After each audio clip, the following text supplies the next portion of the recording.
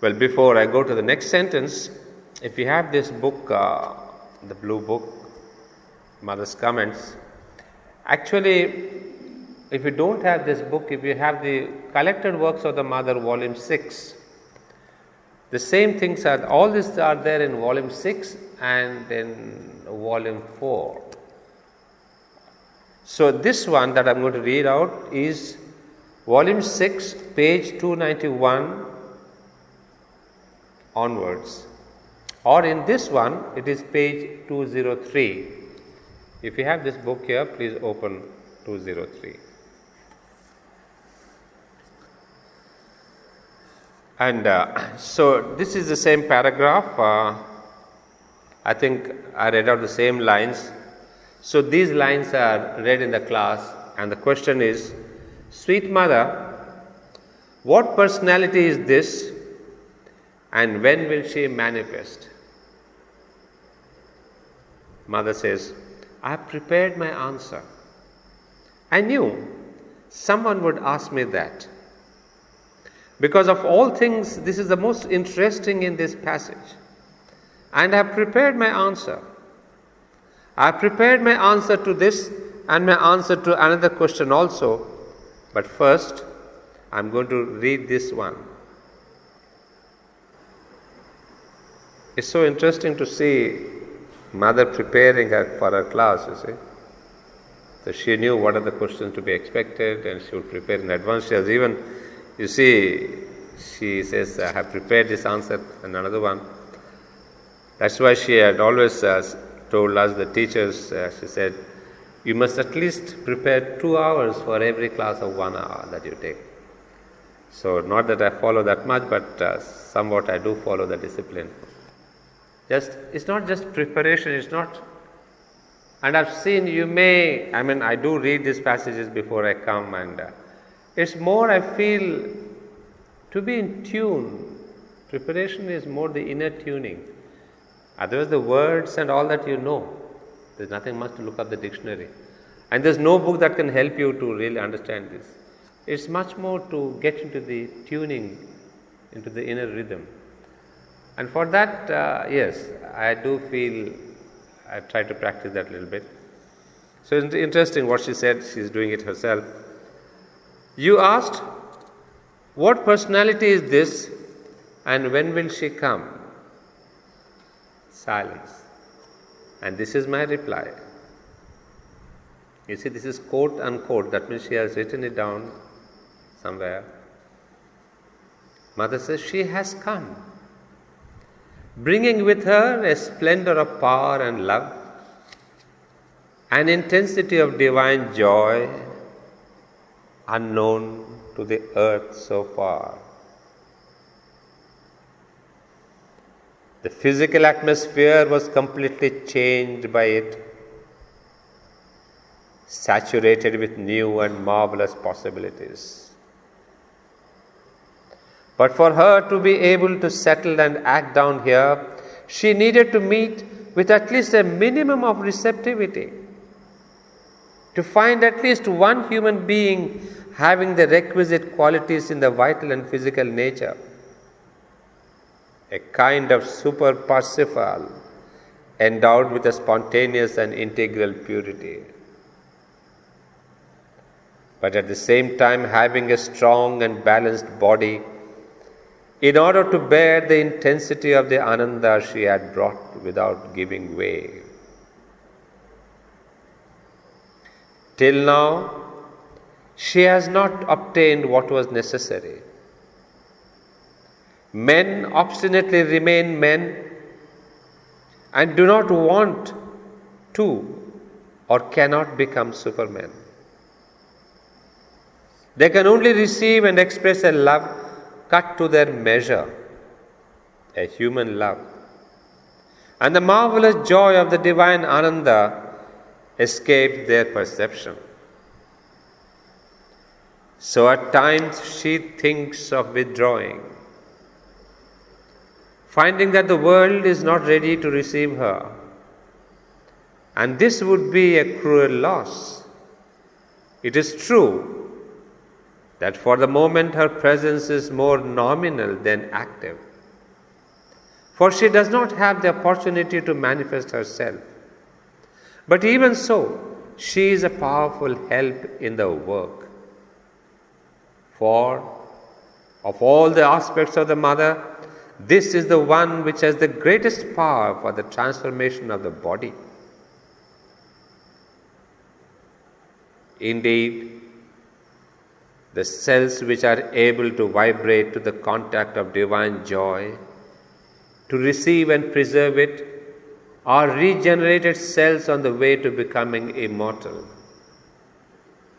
But the vibrations of divine joy and those of pleasure cannot lodge together in the same vital and physical system. So one must have totally renounced experiencing all pleasure in order to be in a state to receive the Ananda. But very few are those who can renounce pleasure without, by the very fact, renouncing all participation in active life and plunging into a rigorous asceticism. And among those who know that it is in active life that the transformation must take place, some try to see pleasure as a more or less warped form of Ananda, and thus justify in themselves the quest for personal satisfaction, creating in themselves an almost insuperable obstacle to their own transformation. Shall we stop here? We shall finish next time. That will give me time to find out. Then now, if you want to ask something, long silence, speak. Whoever wants to say something may speak. Anybody who wants to say something, not only the students. If one has not succeeded, mother, one can try. What? If one hasn't succeeded so far, one can try? Oh, one can always try. The world is recreated at every moment. You can recreate a new world this very moment if you know how to create it. That is, if you are capable of changing your nature.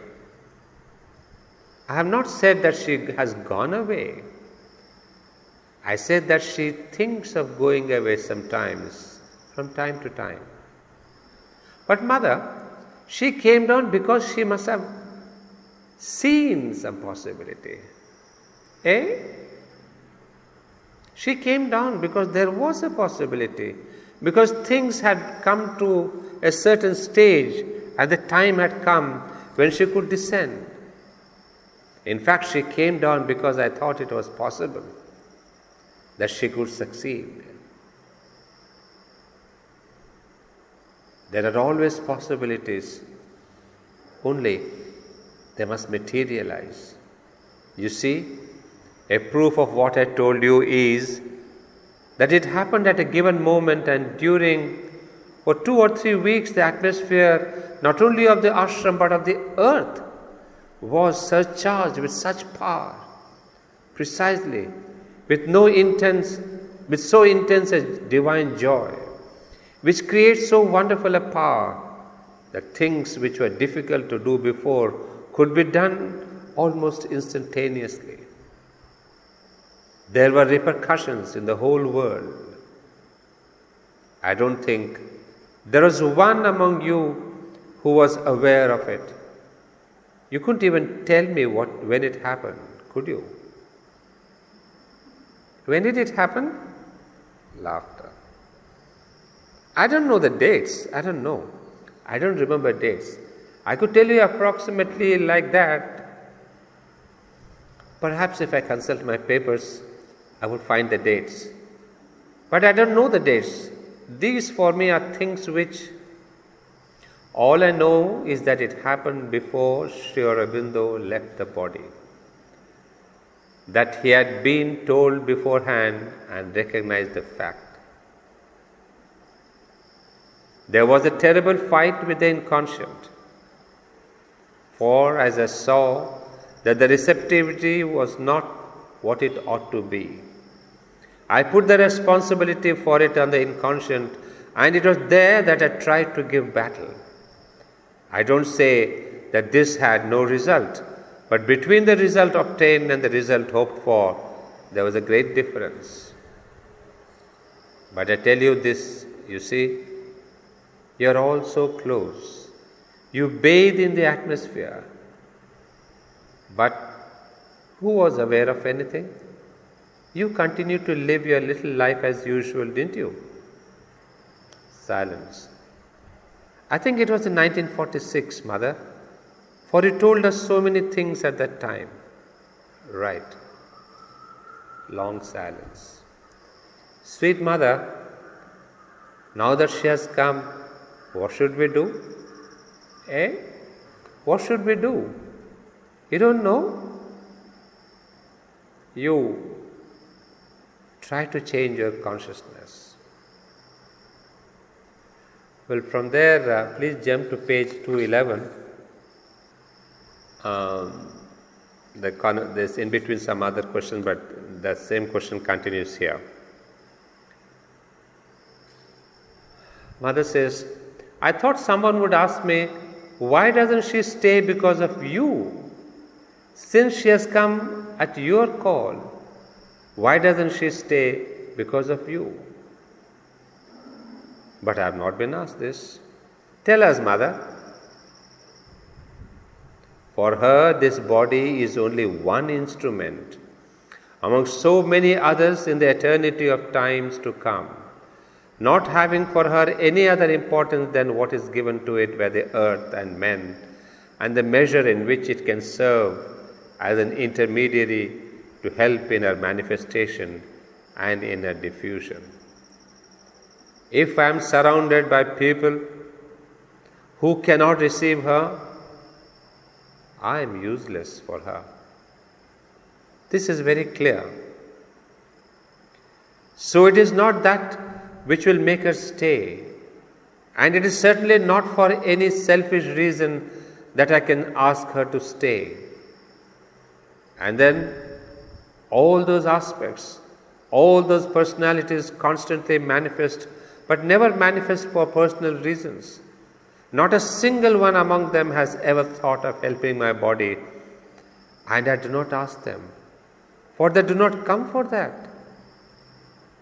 But it is obvious that if I had around me receptivity, and they could constantly manifest because there were people capable of receiving, this would help my body enormously. For, you see, all the vibrations would go through my body, and that would help it. But she has no opportunity to manifest. She has no chance. She only meets people who don't even feel that she is here. They are not even aware of it. It makes no difference at all to them. So how could she manifest? And I'm not going to ask her, if you please come and change my body. We don't have that kind of relation. And the body itself would not want it. It has never thought of itself. It has never cared for itself. And it is only through work that it can be transformed.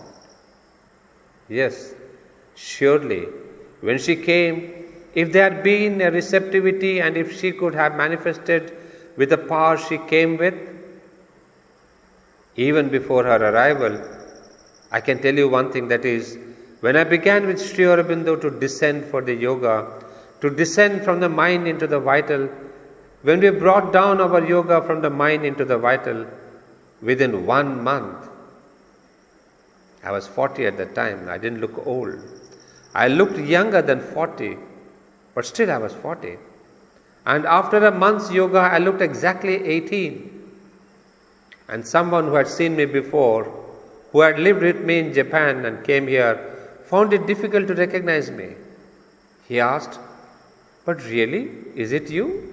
I said, obviously. Only when we descended from the vital into the physical, then it was gone. For in the physical, the work is much harder. It was because there were many more things to change. But if a force like that could be manifested and received, it would have a tremendous action.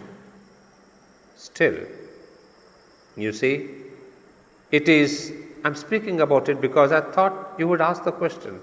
Otherwise, it's not. I'm not in that kind of relation. You see, you take my body, this poor body is quite harmless. It does not at all try to draw either any attention or the forces, nor even to do anything else except its work as well as it can.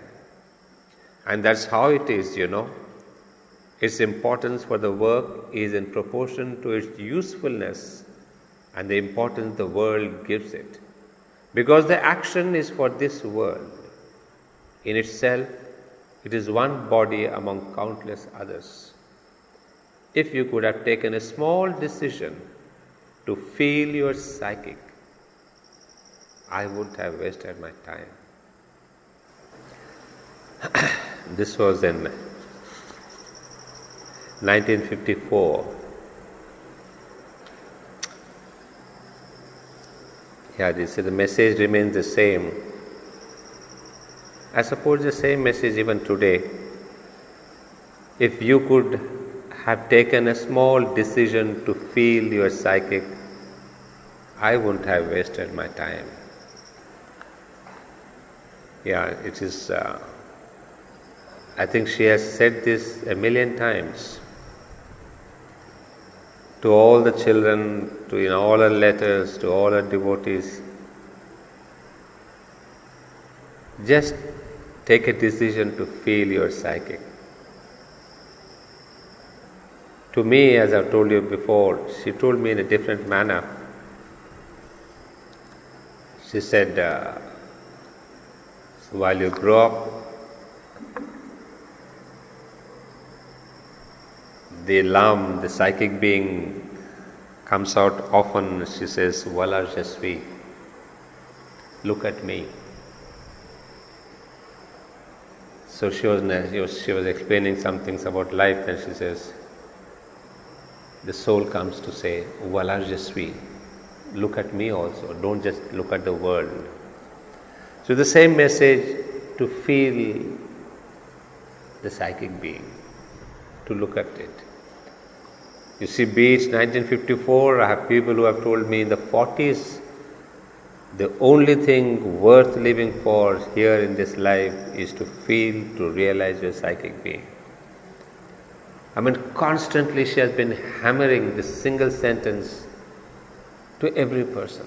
She could come in contact. So ultimately, you see, even she puts it in such a strong manner that I wouldn't have wasted my life. It's just that if she could bring out that consciousness in us, that this should be the raison d'etre of our living, and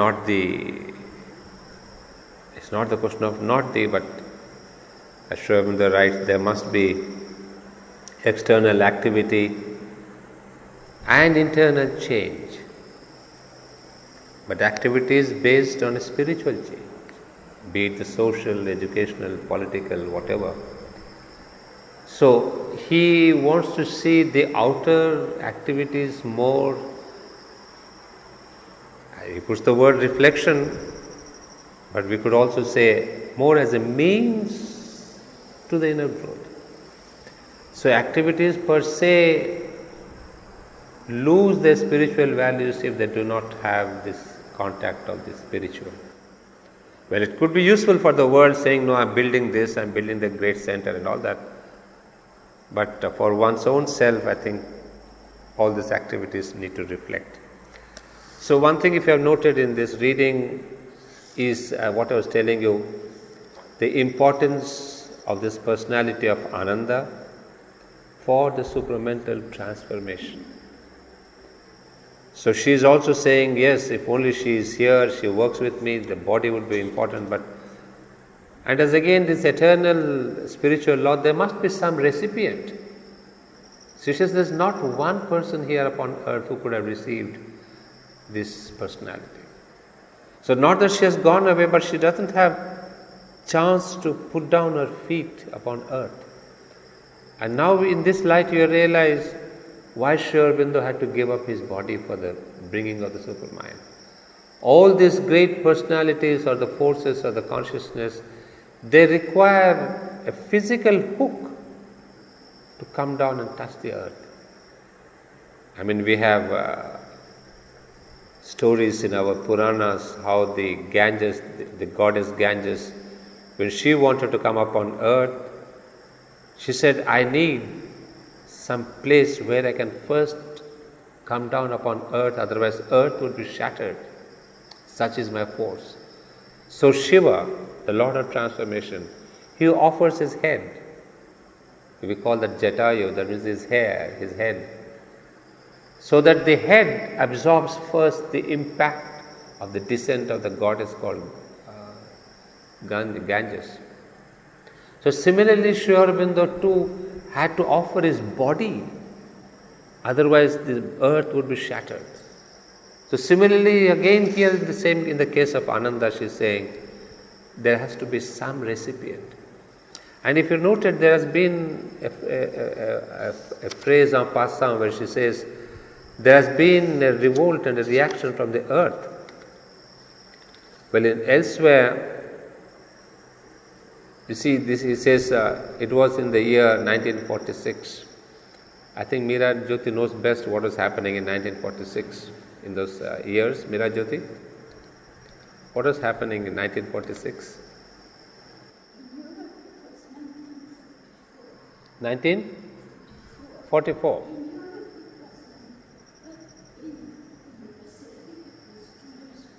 Yeah, what I want to say is it was that time, not precisely as it says 46 or 44, but in those years, this personality of Ananda tried to come down. But she puts it here very clearly, there has been a resistance and a revolt which manifested itself as the second war. You see, that's what is interesting. How the earth consciousness rejected this deity, this personality of Ananda, by throwing up its greatest, most violent form of rejection, that was the war. So you see, there are so many things that happen in this universe we are not aware of. Yeah, so there were all these kinds of things that earth tried to stop this Ananda. Well, that is the first sentence that we have read. I'll give the whole para one reading, but I don't know if we have time, but just let me complete the para. But human nature, bounded, egoistic, and obscure, is inapt to receive these great presences or to support their mighty action. Only when the four have founded their harmony and freedom of movement in the transformed mind and life and body can those other rarer powers manifest in the earth movement and the supramental action become possible. For when her personalities are all gathered in her and manifested, and their separate working has been turned into a harmonious unity, and they rise in her to the supramental Godheads, then is the Mother revealed as the supramental Mahashakti, and brings pouring down her luminous transcendences from their ineffable ether. Then can human nature change into dynamic divine nature, because all the elemental lines of the supramental truth consciousness and truth force are strung together, and the harp of life is fitted for the rhythms of the eternal. Well, we will take up this last couple of sentences, and I would like to connect it with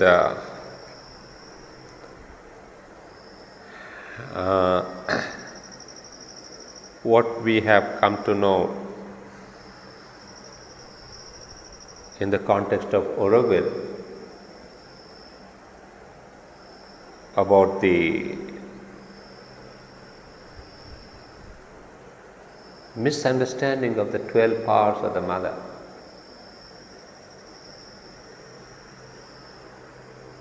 So I will let us, because I am still trying to understand what are these 12. Are they powers and personalities? Are they aspects of the divine? Are they attributes of the Divine Mother? Are they qualities of the Divine Mother? You see, so we have been, at least I have also had a misunderstanding perhaps, saying that they are the other 12 powers of the Mother. But as I have gone a little deeper into the text and I am trying to understand in the light of what we read and what I have read in the other volumes of the Mother, we may need to have a little clearer understanding before we can speak about this 12 aspects, which all of you know, because the chambers around Matri Mandir are named by that. But what exactly are those? So that will take us some time, so I think I would like to keep it for our next class, and then only we will come to end this section 3, section 2.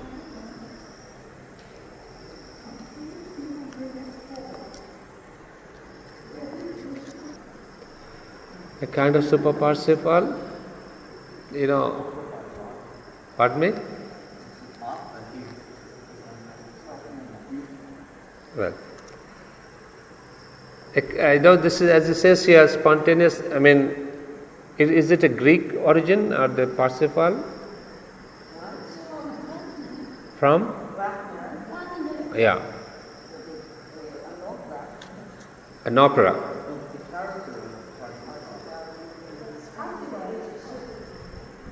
Pardon me? So I think maybe, yeah, maybe we could give her a better note next time if somebody can help her. Maybe, yeah, it will be good to, if you can give me. I know it's this opera, but I've taken it in the sense of the integrity or purity of the opera, Yeah, I will prepare something, better note. So next time we will have a little discussion, a little more in detail about these 12 aspects, because as Sri Aurobindo also sort of brings to a close these 4 aspects, mentioning the 5th one, the Ananda, and then some others. But are these others the 12 aspects or the 12 qualities? And what's the difference between aspects and personalities and powers, etc.? So we'll have to discuss.